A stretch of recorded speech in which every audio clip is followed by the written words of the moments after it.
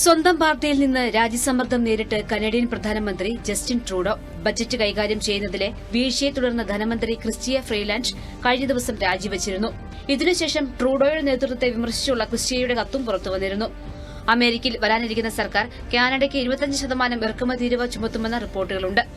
ഇതിനെ നേരിടാൻ കാനഡയ്ക്ക് ശക്തമായി പ്രവർത്തിക്കുന്ന ഗവൺമെന്റിന്റെ ആവശ്യമുണ്ടെന്നും പ്രതിപക്ഷ പാർട്ടികളും അഭിപ്രായപ്പെട്ടിട്ടുണ്ട്.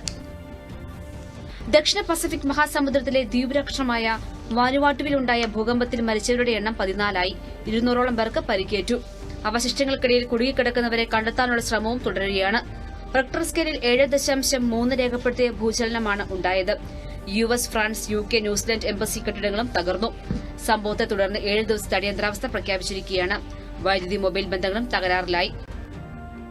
ഇസ്രായേലുമായി വെടിനിർത്തൽ ചർച്ചകളെക്കുറിച്ചും ബന്ദികളെക്കുറിച്ചുമുള്ള ഒരു കരാറിൽ എത്താനുള്ള സാധ്യതകൾ തേടി ഹമാസ്. ചർച്ചകൾ ശുഭാപ്തി വിശ്വാസം നൽകുന്നതായിരുന്നുവെന്നും കരാറിലെത്തുന്നത് സാധ്യമാണെന്നും ഹമാസ് വൃത്തങ്ങൾ ഔദ്യോഗിക പ്രസ്താവനയിൽ വ്യക്തമാക്കി. US, ഇസ്രായേൽ, ഖത്തർ, ഈജിപ്ത് എന്നിവിടങ്ങളിലെ ഉന്നത ഉദ്യോഗസ്ഥരെല്ലാം കഴിഞ്ഞ ദിവസങ്ങളിൽ ചർച്ചകളിൽ പുരോഗതി ഉണ്ടാകുമെന്ന് പ്രഖ്യാപിച്ചിരുന്നു. ചൈനയുടെ ഭ്രമണപഥത്തിലെ ബഹിരാകാശ നിലയത്തിലെ ഷെൻഷൌ 19 ക്രൂ അംഗങ്ങൾ അവരുടെ ദൌത്യത്തിന്റെ ആദ്യ എക്സ്ട്രാ വെഹിക്കുലർ പ്രവർത്തനങ്ങൾ പൂർത്തിയാക്കി. വാങ് ഹാവോ, സ്കായ് സൂഷെ എന്നിവരടങ്ങുന്ന സംഘമാണ് ബഹിരാകാശ അവശിഷ്ട സംരക്ഷണ ഉപകരണങ്ങൾ സ്ഥാപിക്കുന്നതുൾപ്പെടെയുള്ള ജോലികൾ പൂർത്തിയാക്കിയത്. 9 മണിക്കൂർ നീണ്ട ശ്രമത്തിൽ ബഹിരാകാശ നിലയത്തിലെ റോബോട്ടിനൊപ്പം ഭൂമിയിൽ നിന്നുള്ള ഒരു സംഘവും അവരെ സഹായിച്ചു. ഈ വർഷം ഒക്ടോബർ 29-നാണ് ചൈനയുടെ ടിയാങ്കോങ് ബഹിരാകാശ നിലയത്തിലേക്ക് 3 ബഹിരാകാശ യാത്രികരുമായി ഷെൻഷൌ 19 വിക്ഷേപിച്ചത്.